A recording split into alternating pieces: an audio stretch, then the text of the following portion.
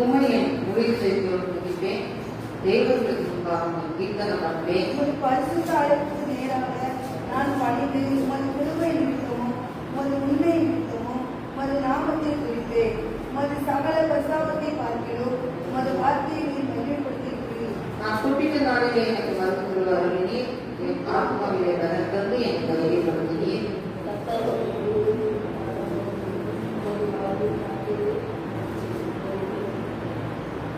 கர்த்தரின் மகிமை பெரிதாக இருப்பதினால் அவர்கள் கர்த்தரின் வழியை பாடுவார்கள். கர்த்தர் பெரியவராயிருந்தும் தாழ்மையோடு நோக்கி பார்க்கிறார். வேற்றுமையானவர்களை தூர்ந்து இருந்தார். நான் துன்பத்தின் நடுவில் நடந்தாலும் நீர் என்னை தீர்ப்பிட்டேன். என் சத்துக்களின் கோபத்துக்கு விரோதமாக கையை நீக்கி வலதுகிறவர்களை வச்சிருக்கிறார். கர்த்தர் தரத்திற்கு வெளியிடாத இருக்கிறார். யாரும் பங்குகளும் இது சங்கீதம் 4 எழுதப்பட்ட சங்கீதம். இங்கே 1வது சங்கீதம் சொல்கிறார், உண்மை முழு இதயத்தோடு துதிப்பேன், தேவர்களுக்கு பாவமை கீர்த்தனம் பண்ணுவேன் என்று சொல்லி எல்லாரும் சொல்லுகிறதை கொடுத்துக்காங்க. முழு இதயத்தோடு கர்த்தரை துதிக்கிற துதி குறித்து 1வது 2வது 3வது வசனங்களே சொல்லப்பட்டிருக்கிறது. தாவீது முழு இதயத்தோடு கர்த்தரை என்ன செய்யலாம்? துதித்தான். இன்றைக்கும் கர்த்தரை முழு இதயத்தோடு நாம் என்ன செய்ய வேண்டும்? கர்த்தரை நாம் துதிக்க வேண்டும் என்று சொல்லி நாம் பார்க்கிறோம். முழு இதயத்தோடு அவன் துதித்தபடியினாலே, கர்த்தரை ஆராதித்தபடியினாலே, கர்த்தரை சோதரித்தபடினாலே 3வது வசனத்தில் சொல்கிறான், நான் கூப்பிட்ட நாளிலே எனக்கு மறுபுத்திரவு அருளினீர், என் ஆத்மாவை பலத்தது, என்னை தைரியப்படுத்தினீர் என்று சொல்லி நான் சொல்கிறதை குறித்து பார்க்கிறான். நான் கூப்பிட்ட நாளிலே எனக்கு மறுபுத்திரவு அருளினீர். கூப்பிட்ட நாளில் மறுபுத்திரவு அருளப்பட வேண்டிய காரியம் என்னவென்றால், அவன் என்ன செய்தான்? முழு இதயத்தோடு கர்த்தரை தேடினபடினான், துதித்தான். இன்றைக்கு நம்ம கர்த்தரை செய்கிறோம், அநேகர் துதிக்கிறோம். சபையில வந்து பாடுறோம், ஆராதிக்கிறோம், வீட்டில் இருந்தாலும் துதிக்கிறோம், ஜெபிக்கிறோம், எல்லாம் ஓகே தான். ஆனா நம்ம முழு இதயத்தோடு கர்த்தரை துதிக்கிறோமா?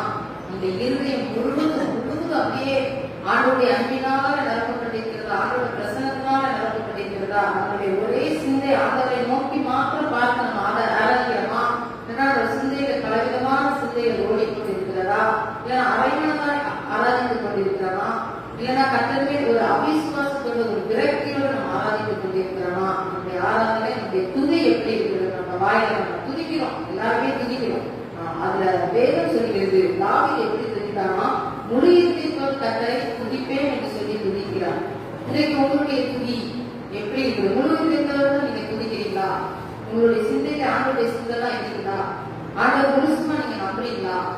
இல்லைன்னா அரைமனதா இருக்கிறீங்களா? இல்லைன்னா சந்தேகத்தோடு கர்த்தரை ஆராதிக்கிறீங்களா? எனக்கு நடக்குமா நடக்காதா? கர்த்தர் என்னை வெட்கப்படுத்துவாரோ, நான் வெட்கப்பட்டு விடுவேனோ அப்படிங்கிற ஒரு சந்தேகம் உங்களுக்கு இருக்கிறதா? இல்லைன்னா முழு மனதை எனக்கு கண்டிப்பா கர்த்தர் எனக்கு என்ன செய்வா? வெற்றியை தருவார், எனக்கு ஜெயத்தை தருவார், ஒரு முழு நம்பிக்கை இருக்கிறதா?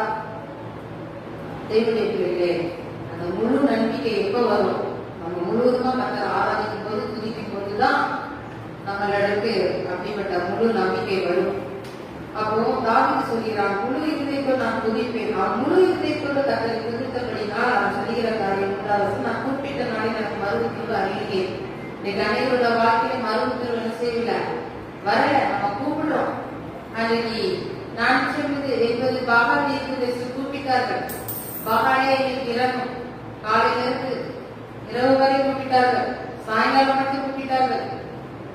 ஆனால் என்னால மறுபுத்திரவு இல்லை என்று சொல்லி பார்க்கிறோம். ஆனா ஒரு எலியா கர்மேல் பர்வதத்தின் மேல் ஒத்த மனிதனான் தன்னந்தனியா நின்று கூப்பிடுகிறான்.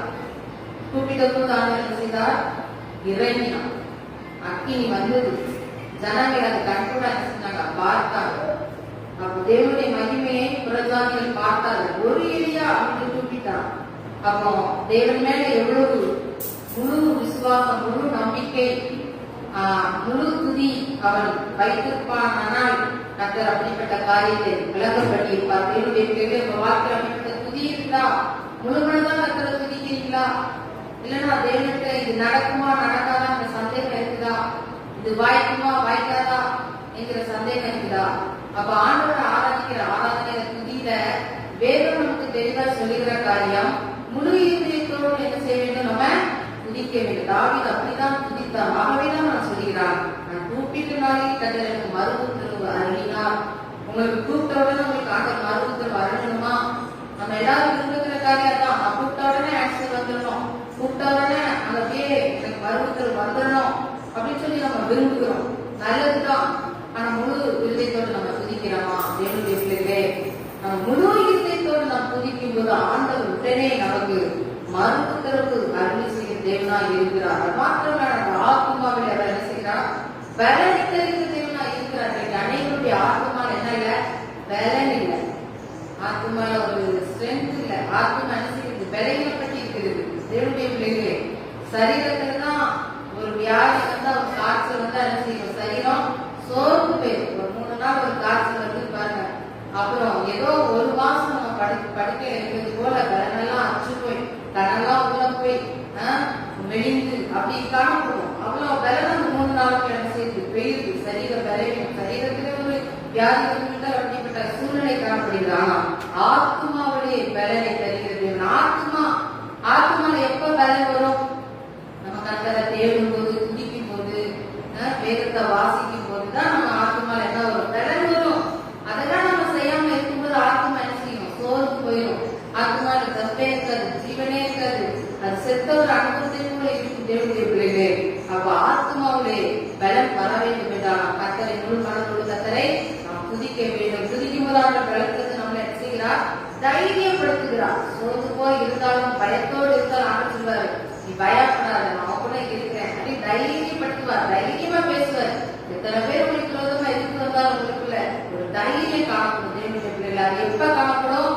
நீங்க முழு மனதோடு துதிக்கும் போது, உங்களுடைய ஆத்மாவிலே அங்கே தேவனுடைய ஆவியை பெற்றிருக்கும் போது அப்படிப்பட்ட தைரியத்தை நம்ம தருகிற தேவனா இருக்கிறார். அப்ப இந்த 3 வசனத்துல நம்ம பார்க்கிறோம், முழு இதயத்தோடு கர்த்தரை என்ன செய்தான்? தாவீது துதித்தான். அப்புறம் 4 வசனத்துல ராஜாக்கள் அவருடைய வார்த்தையை கேட்கும்போது என்ன செய்வார்களா?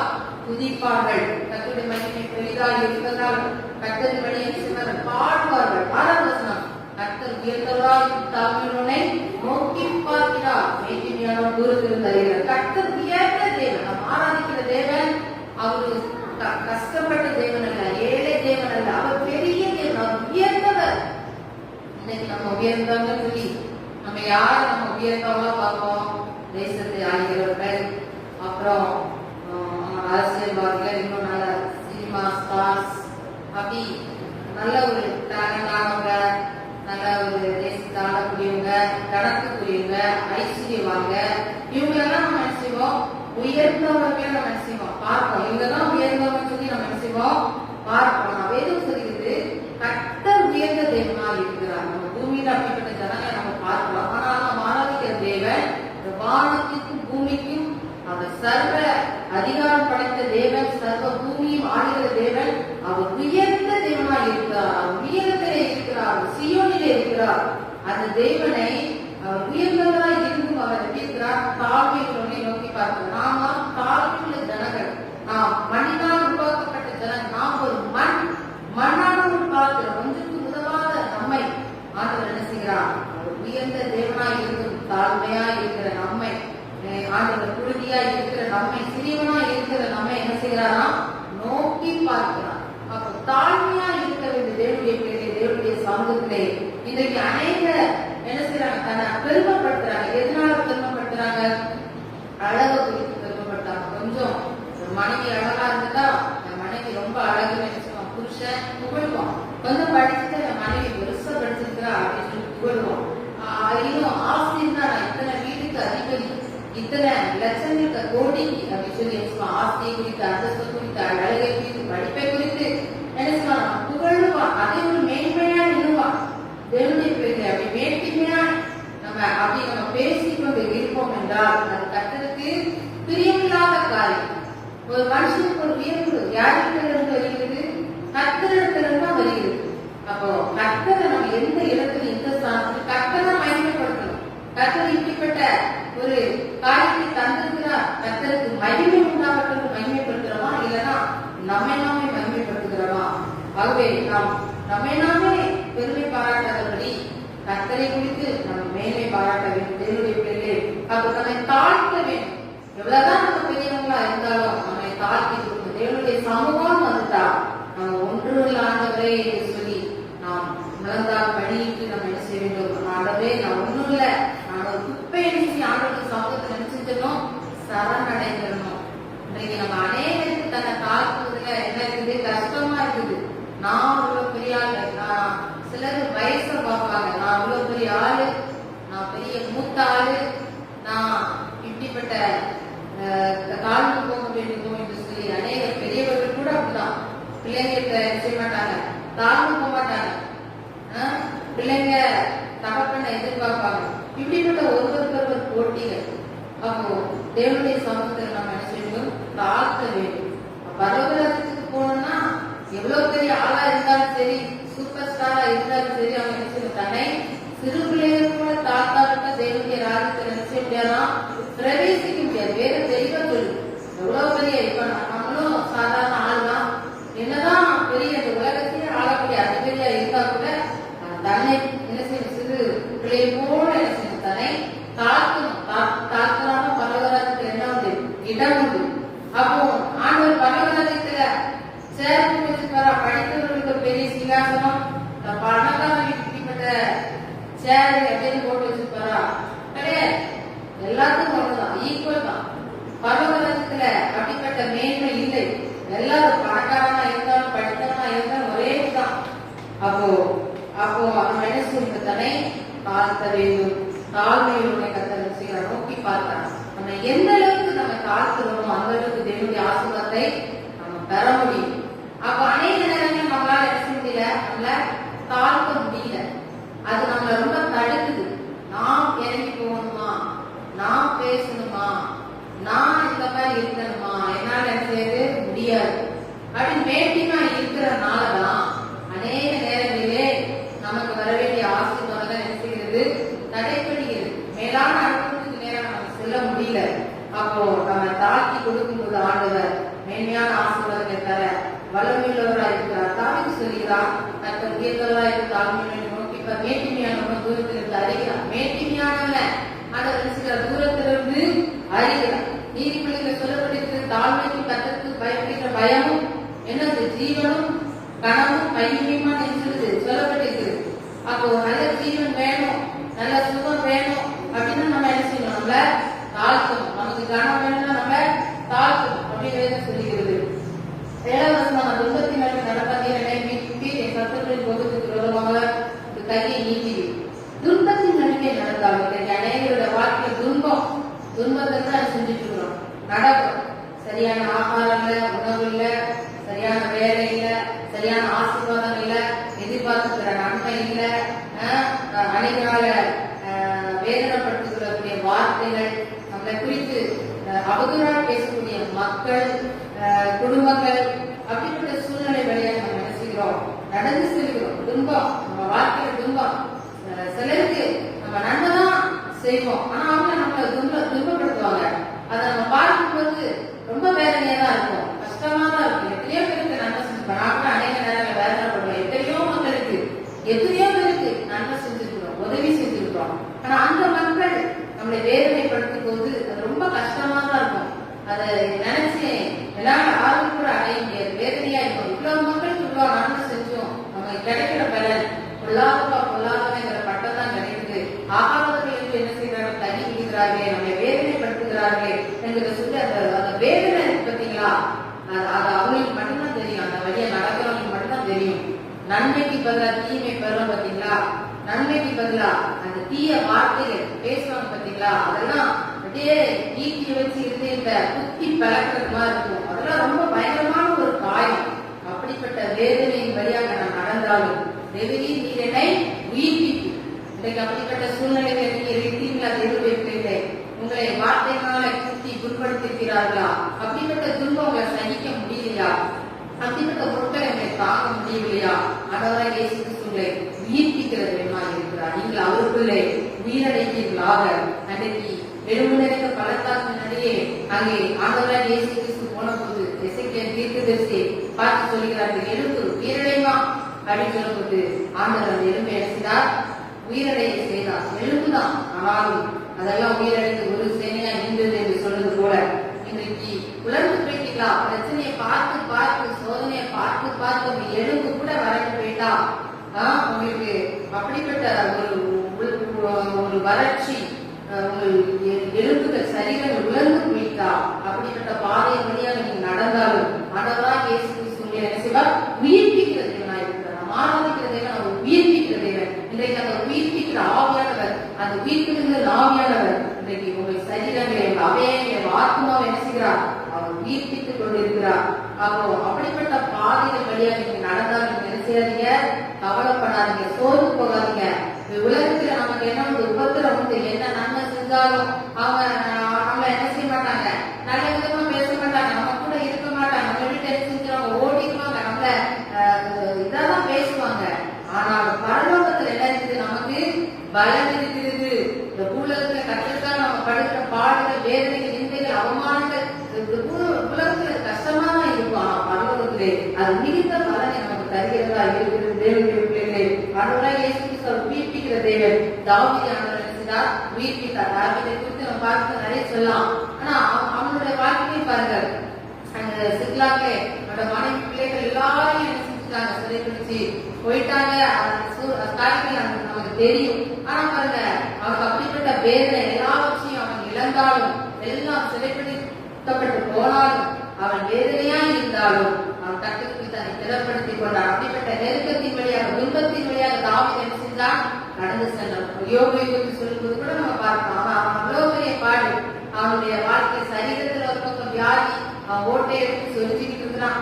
அப்படிப்பட்ட வேலையில் அவனுக்கு இருந்தாலும் ஒரு பக்கம் மனைவி நினைக்கிறான், நீ இன்னும் உயிரோட இருக்கியா, சாக வேண்டியதுன்னு சொல்றான். அப்புறம் நண்பர்கள் எல்லாரும் பரிகசிக்கிறார்கள். ஒரு பக்கம் சரீரத்துல அப்படியே பாதி செத்தது போல இருக்கிறான்.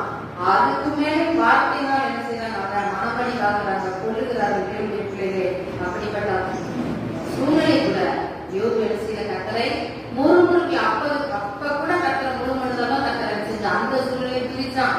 நமக்கு அப்படிப்பட்ட பாடு இருக்க, ஒரு சின்ன பிரச்சனை வந்ததுனாலே ஒரு சின்ன வார்த்தை சொல்லித்தாங்க, எனக்கு ஆண்டவர் வேண்டாம், யாருமே வேண்டாம், நான் என்ன ஆண்டவர் தேட மாட்டேன் அப்படின்னு சொல்றோம். சின்ன காரியம் தான். யோகா பாருங்க எவ்வளவு பாடு செஞ்சிருக்கிறான். கர்த்தரை பதிலளிச்சானா? இல்ல. ஆனாலும் கர்த்தரை சமூகத்தை நடவடிக்கை உயிர்ப்பிக்கப்பட்டான். தேவத்தை திரும்பி நாமளும் கர்த்தரை முழுமனதாக துதிக்கும். கர்த்தர் எனக்காக யாவற்றையும் செய்து முடிப்பார். கர்த்தாவின் கிருபை என்றும் கர்த்தர் உங்களுக்காக யாவற்றையும் செய்து முடிக்கிற கர்த்தர். உங்களுக்காக எப்பொழுது யாவற்றையும் செய்வார்? எப்பொழுது யாவற்றையும் செய்வார்? சொல்லுங்க பார்ப்போம். எப்பொழுது செய்வார்? உங்களுக்கு என்ன புரியுது? சொல்லுங்க. கர்த்தர் எனக்காக யாவற்றையும் செய்து முடிப்பார் வசனம் சொல்லுது. எப்பொழுது உங்களுக்கு செய்வார்? எப்பொழுது செய்வார்? முழு இதயத்தோடு புதுப்பிக்கும், முழு இதயத்தை தோற்பிக்கும் போது ஆண்டவர் எப்பொழுதும் உங்களுக்கு என்ன செய்வார்? நன்மையா செய்வார், நன்மையா செய்து கொடுக்கிறது. அப்ப நம்ம செய்ய வேண்டிய காரியம் முழு இதயத்தோடு கர்த்தரை துதிக்க வேண்டும். கர்த்தர் எனக்காக யாவையும் செய்து முடிப்பார். கர்த்தாவின் கிருபை என்றும் உள்ளது. இந்த கரத்தின் கிரிகளை நிகழா இருக்கிறார். அப்போ கர்த்தரை நம்ம முழு இதயத்தோடு துதிக்கணும். அப்படி நம்ம துதிக்கும் போது நிச்சயமாகவே கர்த்தர் உங்களுக்காக எல்லாவற்றையும் நன்மையா செய்து முடிப்பார். உங்களுக்கு தீமையா அனைவரும் எழுப்பினாலும் அந்த தீமையை நன்மையாய் மாற்றி உங்கள் வாழ்க்கையை தினமாய் செய்து முடிக்க வல்லமையுள்ளவராய் இருக்கிறார். கர்த்தர் இந்த வாழ்க்கையை நான் செய்கிறேன். ஆதியாகமம் 12:12 நான் உன்னை பெரிய ஜாதியாக்கி உன்னை ஆசீர்வதித்து உன் பேரை பெருமைப்படுத்துவேன். 12 எல்லாம் சேர்ந்து மூன்று முறை வாசிக்கும். எல்லாம் சேர்ந்து நான் உன்னை பெரிய ஜாதியாக்கி உன்னை ஆசீர்வதித்து பெருமைப்படுத்துவேன். நீ ஆசீர்வாதமாய். உன்னை பெரிய ஜாதியாக்கி உன்னை ஆசீர்வதித்து உன் பேரை பெருமைப்படுத்துவேன். நீ ஆசீர்வாதமாய். பெரிய ஜாதியாக்கி ஆசீர்வதித்து உன் பேரை பெருமைப்படுத்துவேன். நீ ஆசீர்வாதமாய். அல்லேலூயா, அல்லேலூயா. வருஷத்தின் ஆரம்பத்திலே தேவன் நமக்கு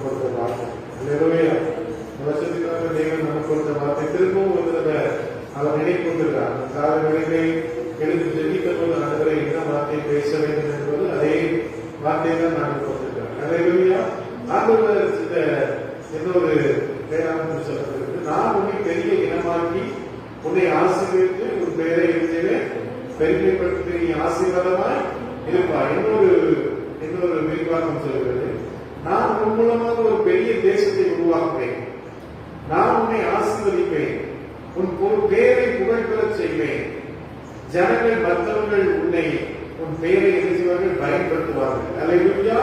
அப்ப அருமையான தேவர்களே, ஆண்டவராகிய கர்த்தர் ஆபிரகாமை பார்த்து சொன்னார், உன் இனத்தையும் உன் ஜனத்தையும் உன் தகப்பன் வீட்டையும் விட்டு நான் உனக்கு காண்பிக்கிற தேசத்துக்கு போ. அல்லேலூயா சொல்லுங்க. லேசான காரியமா?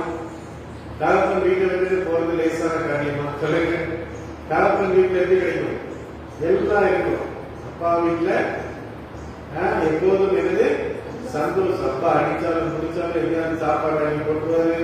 வீட்டுக்கு தேவையான எல்லாத்தையும் செஞ்சிருவாரு. அல்லேலூயா. அப்பா வீட்டு பக்கத்துல யாருப்பா? சொந்தக்காரங்க, இளைஞர் பந்துக்கள் எல்லாரும் இருப்பாங்க. அது ஒரு மகிழ்ச்சியான காலங்கள். ஆனா தகப்பன் வீட்டு விட்டு போடுறது அது லேசான காரியம் அல்ல. அல்லேலூயா. திருமணம் ஆகி பிள்ளைகள்லாம் அவங்க தகப்பன் வீட்டை மறந்துட்டு போனோம். அப்போ கணவன் வீட்டை நினைச்சு பயப்படுவாங்க. கணவன் வீட்டுல எப்படி இருக்குமோ தெரியலையே. அப்புறம் புதுசா திருமணம் ஆனவங்க எப்படி வாழ்வாங்க? தனி குடித்தல் போவாங்க. அப்ப அது லேசான காரியம் இல்ல. ஏன்னா புதுசா ஆரம்பிக்கணும். வீட்டுல ஒவ்வொரு காரியமும் புதுசா வாங்கணும். அவங்க ஒரு குடும்பத்தை கட்டி எழுப்பணும். இப்படி நம்முடைய வாழ்க்கையிலே நம்முடைய தகப்பன் வீட்டை நமக்கு உரிய காரியங்களை விட்டு போவது லேசான காரியம் அல்ல. அல்லேலூயா. அவன் ஆபிரகாம் மெசொப்பொத்தாமியாவிலே வாழ்ந்தான். அவன் அந்நிய தேவனை ஆராதித்துக் கொண்டிருந்தான். அவனை பார்த்து கர்த்தர் சொன்னார், நீ உன் இனத்தையும் உன் ஜனத்தையும் உன் தகப்பன் வீட்டையும் நான் உனக்கு காண்பிக்கிற தேசத்துக்கு போ. அல்லேலூயா சொல்லுங்க. நான் ஆபிரகாம் அதை ஏற்றுக்கொண்டார். அல்லேலூயா சொல்லுங்க. ஆண்டவர் என்ன பண்ணினார்? ஆண்டவர் என்ன பண்ணினார்? அவனுக்கு காட்சி கொடுத்தார். அல்லேலூயா. ஆனா ஆபிரகாமோடு யார் வந்தா? சொல்லுங்க. யார் வந்தானா? லோத். யார் வந்தா? ஆண்டவர் ஒரு இனத்தை ஜனத்தை விட்டு போனார். அவன் கூட யார் வந்தா? அவன் அண்ணன் மகனாகிய லோத் வந்தான். ஒரு அல்லேலூயா சொல்லுங்க. அவன் ஆதியாகமம் 13ஆம் அதிகாரத்தில் எழுதுகிறார், பிரித்து போகிறான். ஒரு அல்லேலூயா சொல்லுங்க. அல்லேலூயா. அல்லேலூயா. அல்லேலூயா. அப்போ ஆண்டவருக்கு நாம் என்ன செய்ய வேண்டும் சொல்லுங்க. ஆண்டவருடைய வார்த்தைக்கு நாம் என்ன செய்ய சொல்லுங்க. கீழ்ப்படி. அல்லேலூயா சொல்லுங்க. ஆண்டவருடைய வார்த்தை அது சில நேரத்தில் ரொம்ப கஷ்டமா இருக்கும். அது நாம் ஏற்றுக்கொள்ள முடியாததா இருக்கும். ஆண்டவர் சொல்ல ஃப்ரெண்டை விட்டுருப்பார். ஆண்டவர் சொல்லுவாரு, நீ இந்த காரியத்தை செய்யாதம்பார், இந்த தெருக்குள்ள போகாதம்பார், இந்த பல்குல பெட்ரோல் போடாதம்பார். ஆண்டவர் பேசுவார். அது நமக்கு கஷ்டமா இருக்கு. ஆண்டவர் என்னப்பா அங்க போய் சுத்தி போடணுமா, நான் இப்படி செய்யணுமா, அது கஷ்டப்பா, அங்கெல்லாம் இருக்குது, இதெல்லாம் பண்ண முடியுமா? ஆனா கர்த்தர் என்ன விரும்புகிறார்?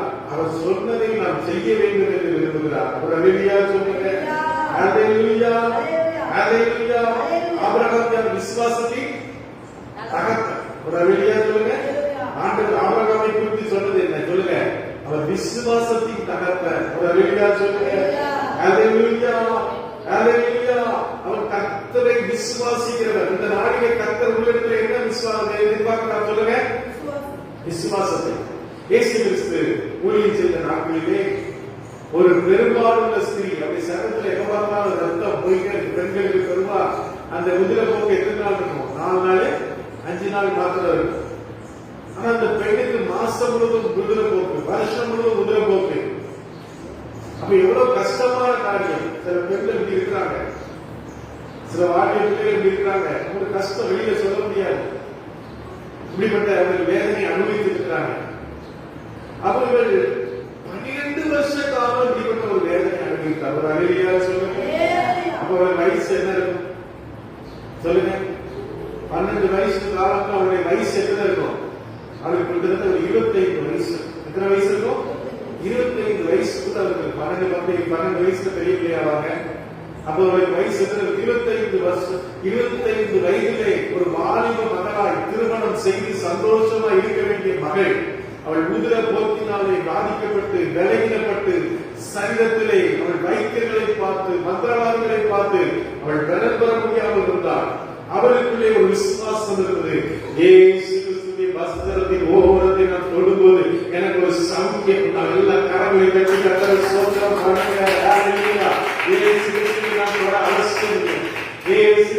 வார்த்தையை கேட்க அவசியம் இல்லை.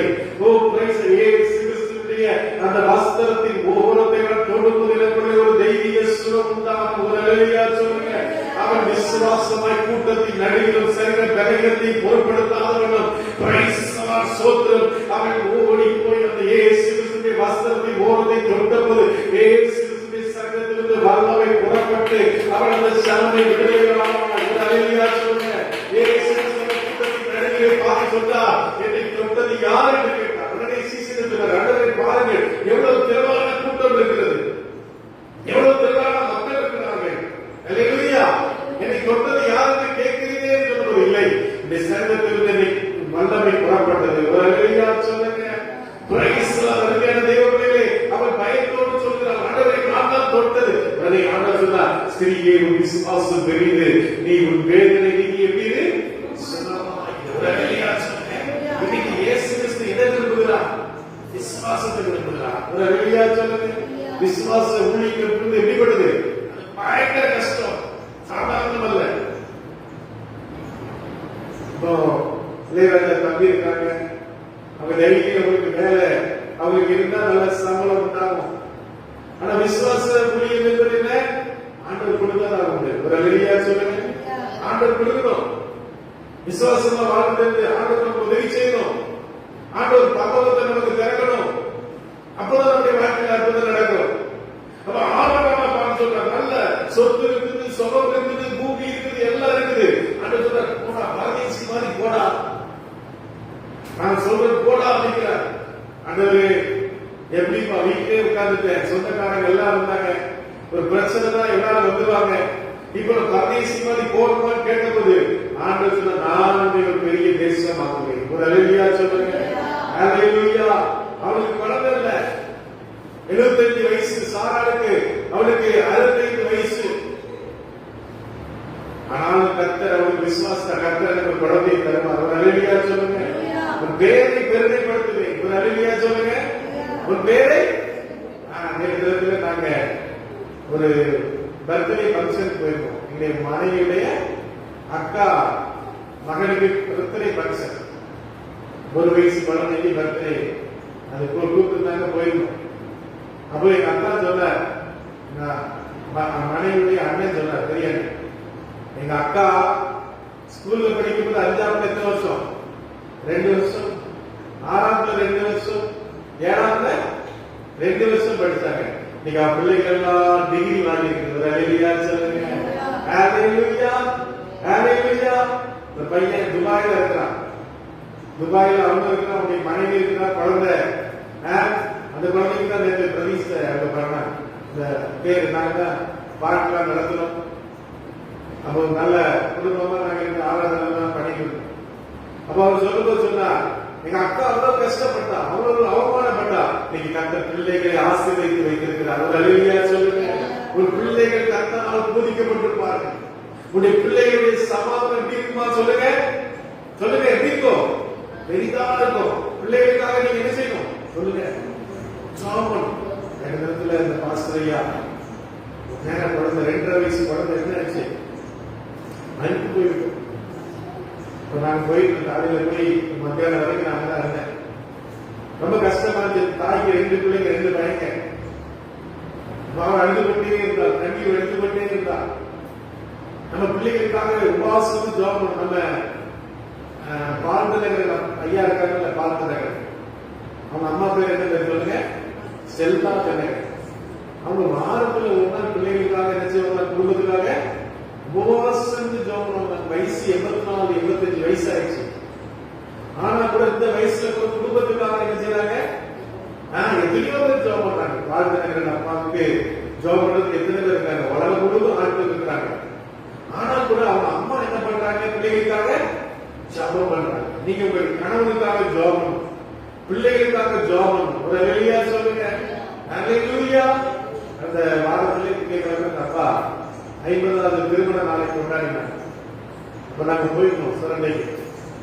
அப்போ எங்க அப்பாவுக்கு எத்தனையோ மரண போராட்டம் வந்துச்சு. நானே பார்த்திருக்கேன். நான் இடைக்குளத்துல சின்ன பையனா இருக்கும்போது பார்த்திருக்கேன். பாத்தீங்கன்னா அப்பாவுக்கு உபாசத்துக்கு ஜாப் பண்ணாங்க. 21 நாள் 40 நாள் உபாசத்துக்கு ஜெபம் பண்ணுவாங்க. ஜெபம் பண்ணி முடிச்ச உடனே ஜன்னி வந்து வெட்டுன்னு சொல்லுவாங்க. வெட்டு அது ரொம்ப இதாகி அப்பா அப்படியே கிடப்பாங்க. அப்போ விசுவாசிகள் அம்மா எல்லாரும் உட்கார்ந்து அப்படியே ரவுண்டு பண்ணி ஜெபம் பண்ணுவாங்க. அப்படி ஜெபம் கர்த்தர் இன்னைக்கு 75 வயசாகுது. இன்னைக்கு வரைக்கும் அவரை பாதுகாத்து வந்திருக்கிறார். ஒரு அல்லேலூயா சொல்லுங்க. அல்லேலூயா. அருமையான தெய்வ பிள்ளைகளே, இன்னைக்கு நமக்கு என்ன தேவை? ஜெபம் தேவை. இன்னைக்கு புதுசா பிரசங்கம் பண்ணாங்க. நீங்கள ஜெபம் பண்ணாம ஆண்டவர் கேட்பாரா? நீங்க ஜெபமே பண்ண வேண்டாமே, நீங்க கர்த்தரையே தேட வேண்டாமே, நீங்க நல்ல சினிமா பாருங்க, நல்லா என்னென்ன தவறு இருந்தோ தவறு பண்ணுங்க அப்படின்னு சொல்லி சபையில இருந்து பிரசங்கம் பண்றான். பிசாசு எங்க வந்துட்டான்? சபைக்குள்ள பிசாசு ஊழியக்காரர்கள் வந்துட்டான். அல்லேலூயா. ஊழியக்காரர்கள் யாரு வந்துட்டா? நீங்களும் ஒரு காலத்துல எப்படி இருந்தீங்க சொல்லுங்க? சினிமாவுக்கு அடிமையா இருந்தீங்க, சீரியலுக்கு அடிமையா இருந்தீங்க. கர்த்தர் நீங்க உங்களை எப்படி பண்ணியிருக்கா சொல்லுங்க? விடுவிச்சிருக்காங்க இல்லையா? சொல்லுங்க. நீங்க சீரியல் பார்க்க விரும்புறீங்களா? ஒரு காலத்துல சித்தி அப்படின்னு ஒரு சின்ன பையனுக்கு சித்தி ஒரு சீரியல் வரும். அந்த சித்தி அது ரொம்ப நாள் ஓடி கொடுத்து நினைக்கிறேன். நான் பார்த்தது இல்லை, நான் கேட்கிறேன். அப்போ நிறைய அப்படி சீரியல் எல்லாம் ஓடுகிற நம்மை கர்த்தர் என்ன செய்யலாம் சொல்லுங்க? விடுவித்திருக்கிறார். ஒரு அல்லேலூயா சொல்லுங்க. நீங்க பாஸ்டர் பிரசங்கம் பண்றாங்க, நல்லா சரி சபையிலே பாடுறா, சினிமா பாட்டு இப்படிதான் பாடுறான்னு தெரியல. சபையில சினிமா பாட்டு பாடினா என்ன வரும்? ஆசீர்வாதம் வரும். சினிமா பாட்டு பாட்டு தேவ பிரசன்ன எனக்கு அடிக்கிறான். அப்பா எப்படிதான் பிரசங்கம் பண்றாங்க? அப்ப அருமையான தேவ பிள்ளைகளே, இன்னைக்கு உலகம் என்ன சபைக்குள்ளே வந்துவிட்டது. கடைசி காலத்திலே ஜனங்கள் எப்படிப்பார்கள்? தற்பிரியராயும் பணப்பிரியராயும் வீட்டுக்காரராயும் தாய் தரப்பாக கீழ்ப்படியாதவர்களாக இருப்பார்கள். இப்படிப்பட்டவர்களை விட்டு விலகு. எல்லாம்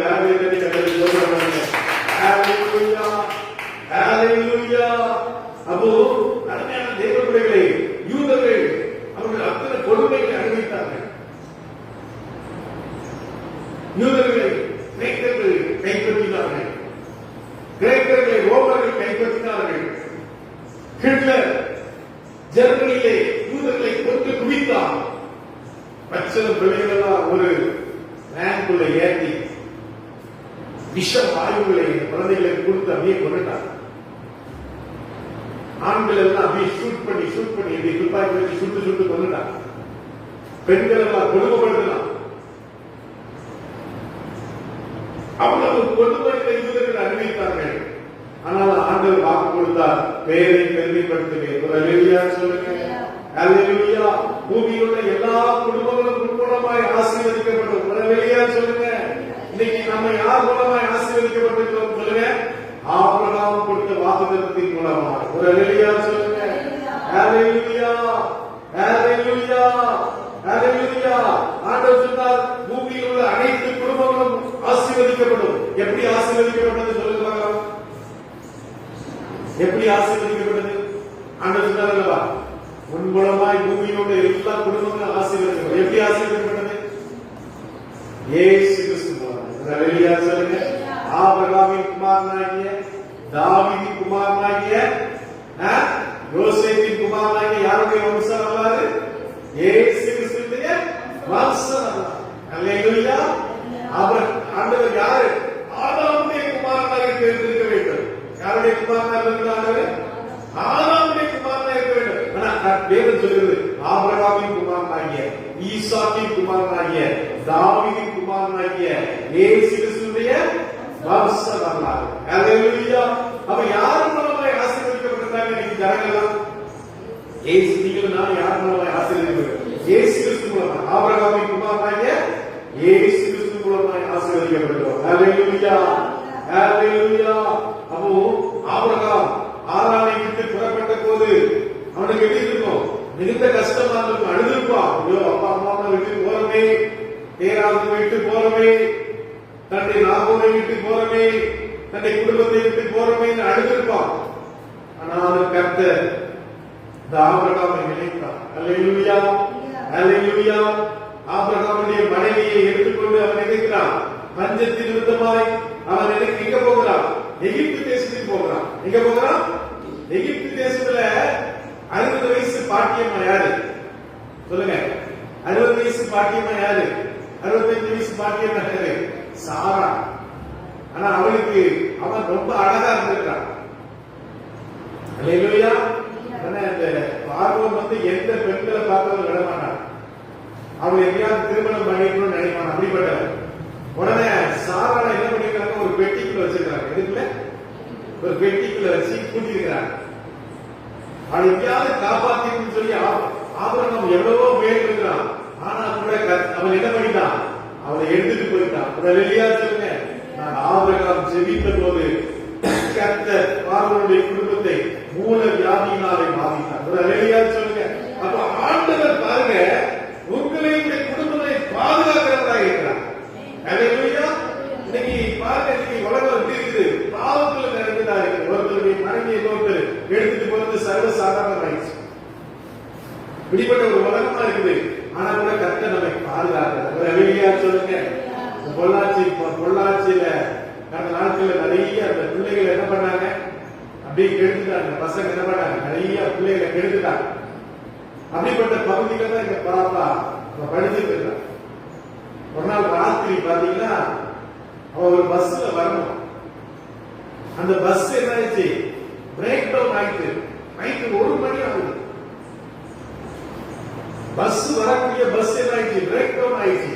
அவர் தனியா போலீஸ்காரங்க சொல்றாங்க, என்னமா இங்க நின்றுட்டு இருக்க அப்படின்னு கேட்கிறாங்க. அப்போ எனக்கு என்ன பண்ணனே தெரியல. எனக்கு இங்க இருந்துட்டு நான் என்ன செய்ய முடியும்? நான் உடனே அவங்க சாருக்கு போன் பண்ணேன். சார், இந்த மாதிரி எங்க பாப்பா நிக்கிறா சார், அவங்க வரக்கூடிய பஸ் இதாகிட்டு சார். உடனே அவர் சொன்னார், சார் ஒண்ணும் கவலைப்படாதீங்க, பின்னால ஒரு பஸ் வருது, அது விருதுநகர் வரைக்கும் வரும், அது ராம்நாடு போற பஸ். நீங்க பாப்பா விருதுநகர் வந்துருவா, நீங்க அவரை போய் எங்கேயாவது கூட்டுக்கோங்க சார் அப்படின்னா. ஒரு ரெடியா சொல்லுங்க. நான் சரி சார், நான் போய் கூட்டுக்கிறேன். ஆனா கர்த்தர் என்ன பண்ண, அவளை தூத்துக்குடியிலே கொண்டு வந்துருக்காரு. ரெடியா சொல்லுங்க. காலையில 3 மணிக்கு தூத்துக்குடி கூட்டு என்னப்பா கேட்டேன். அங்க பஸ்ல என்னன்னா அந்த ஆர்டி பஸ் சொல்லுவாங்க. அந்த பஸ் எல்லாம் ஒரு இடத்துல சங்கமாகும். அந்த இடத்துல இருந்து கர்த்தர் இவளை வேற பஸ்ல கேட்டி அழகாக கர்த்தர் வீட்டுக்கு கொண்டு வந்துட்டார். ஒரு ரெடியா சொல்லுங்க. அப்ப பாருங்க, நம்முடைய பிள்ளைகளை கர்த்தர் பாதுகாக்கிறார், நம்முடைய குடும்பங்களை கர்த்தர் பாதுகாக்கிறார், நம்முடைய மனைவி கணவனை கர்த்தர் பாதுகாக்கிறார். ஒரு வெளியா சொல்லுங்க. அல்லேலூயா. அதுவும் ஆண்டவர் வாக்குத்தத்தத்திலே உறுதியாக இருக்கிறார். ஒரு வெளியா சொல்லுங்க. ஆபிரகாமை பார்த்து ஆண்டவர் சொல்லுகிறார், நான் செய்ய போவதை ஆபிரகாமுக்கு சொல்லுங்க மறைப்பேனோ. ஆண்டவர் சொன்னார், சோதோம் கோமோரா பட்டணத்தை நான் என்ன செய்ய போறேன், அழிக்க போகிறேன். அதை வந்து யாருக்கு சொல்றாரு சொல்லுங்க, சொல்லுங்கம்மா. ஆபிரகாமுக்கு சொல்றாரு, ஆபிரகாமே நான் இந்த மாதிரி சோதோம் கோமோரா பட்டணத்தை அழிக்க போகிறேன். உடனே ஆபிரகாம் சொல்றாரு, ஆண்டவரே 50 நீதிமான் இருந்தா நீங்க என்ன செய்கிறோம், அழிப்பீரோ. 45 பேர் இருந்தா அழிப்பீரோ, 40 பேர் இருந்தா அழிப்பீரோ, 30 பேர் இருந்தா அழிப்பீரோன்னு சொல்லி ஆண்டவரோடு கூட போராடுகிறார். அல்லேலூயா. ஆதியாகமம் 17:7 சொன்னார், நான் உன்னோடு பண்ணுகிற உடன்படிக்கை என்னவென்று, நீ திரளான ஜாதிகளுக்கு தகப்பனாக. எல்லா கரங்களையும் கட்டி கர்த்தரை ஸ்தோத்திரம் பண்ணுங்க. ஏய் கர்த்தர் சொல்றார், நீ திரளான ஜாதிகளுக்கு தகப்பனாவாய். அல்லேலூயா. அல்லேலூயா. ஆதியாகமம் 46:3 நீ எகிப்துக்கு போக பயப்பட வேண்டாம், நான் அங்கே பெரிய ஜாதியாக இருக்கிறேன். அல்லேலூயா. நீ எந்த தேசத்துக்கு போனாலும் கர்த்தர் என்ன செய்வார் சொல்லுங்க, என்ன செய்வார், ஆண்டவர்களை ஆசீர்வதிப்பார். ஒரு அல்லேலூயா சொல்லுங்க. ஆதியாகமம் 24:35 சொல்லுகிறார், என் கர்த்தரை எஜமான எங்கே ஆசீர்வதிக்கிறார், மிகவும் ஆசீர்வதிக்கிறார். ஒரு அல்லேலூயா சொல்லுங்க. ஆண்டவரை எப்படி ஆசீர்வதிக்க போகிறார், சொல்லுங்க, எப்படி ஆசீர்வதிக்க போகிறார், மிகவும் ஆசீர்வதிக்க போகிறார். நீங்க நினைச்சு கூட பார்க்காத லெவல், நீங்க நினைச்சு கூட பார்க்க முடியாத ஒரு காரியத்தை கர்த்தர் செய்ய போகிறார். ஒரு அல்லேலூயா சொல்லுங்க. ஹalleluya. ஹalleluya. ஆண்டவரை ஆசீர்வதிப்பேன் என்று சொல்கிறார். ஹalleluya. ஆதியாகமம் 28:3 சொல்லப்படுகிறது, சர்வவல்லமையுள்ள தேவன் உன்னை ஆசீர்வதித்து நீ பல ஜன கூட்டங்களுக்கு உன்னை கூட்டமாகும்படி உன்னை பலுகவும் பெருகவும் பண்ணி. ஒரு அல்லேலூயா சொல்லுங்க. உன்னை பலுகவும் பண்ணுவார், பெருகவும் பண்ணுவார். ஒரு அல்லேலூயா சொல்லுங்க. நீ பெருகுவாய், நீ பெருகுவாய். ஆதியாகமம் 22:17 நான் உன்னை ஆசீர்வதிக்கவே ஆசீர்வதித்து உன் சந்ததியை வானத்து நட்சத்திரங்களைப் போலவும் கடற்கரை மணலை போலவும் நான் என்ன செய்வேன், பெருக பண்ணுவேன். உன் சந்ததியார் தங்கள் சத்துருக்களின் வாசல்களை என்ன செய்வார்கள், சுதந்திரித்துக் கொள்வார்கள். எல்லா கரங்களை கட்டி கர்த்தரை ஸ்தோத்திரம் பண்ணுங்க. ஹalleluya. தேவனை பெருக பண்ணுவார். வானத்து நட்சத்திரங்களைப் போல, கடற்கரை மணலைப் போல கர்த்தருடைய பெருக பண்ண போகிறார். ஹல்லேலூயா, ஹல்லேலூயா. கலாத்தியர் 3:7 சொல்கிறது, ஆகையால் விசுவாச மார்க்கத்தார்கள் எவர்களோ அவர்கள் ஆபிரகாமுடைய பிள்ளைகள் என்று அறிவீர்களாக. ஒரு ஹல்லேலூயா சொல்லுங்க. ஹல்லேலூயா. ஆதியாகமம் 13:14 சொல்லப்படுகிறது, உன் சந்ததியை பூமியின் தூளை போல பெருக பண்ணுவேன். ஒருவன் பூமியின் தூளை எண்ணப்படுவானால் உன் சந்ததியும் எண்ணப்படும். ஒரு ஹல்லேலூயா சொல்லுங்க. ஹல்லேலூயா. அப்ப ஆண்டவர் பாருங்க, உங்களை அப்படியா பெருக பண்ண போகிறார். ஆண்டவர் உங்களை ஆசீர்வதிக்க போகிறார். நீங்கள் ஆசீர்வாதமா இருக்க போகிறீர்கள். எல்லா காரியத்தையும் கர்த்தரை சோதனை பண்ணுங்க. கர்த்தர் ஒரு நாளிலே பிரைஸ் நீங்கள் பிரைஸ் உலகத்துக்கு, இந்த பூமிக்கு, ஜனதின பந்தங்களுக்கு கர்த்தருடைய ஆசீர்வாதமாக போகிறார். இன்றைக்கு உங்க பேர் யாருக்கும் தெரியாமல் இருக்கலாம். நீங்க பிரைஸ் யாராலும் மதிக்கப்படாமல் இருக்கலாம், யாராலும் கடன்படப்படாமல் இருக்கலாம். ஆனால் நாட்கள் வருகிறது, காலங்கள் வருகிறது, கர்த்தருடைய கோப்பை உயர்த்துகிறார். ஆண்டவர் சொன்னார், சங்கீதக்காரன் சொல்கிறார், என் கோப்பை காண்டாமிருகத்தின் கோப்பை போல உயர்த்துவே, புது எண்ணெயினால் அபிஷேகம் பண்ணப்பட போகிறது.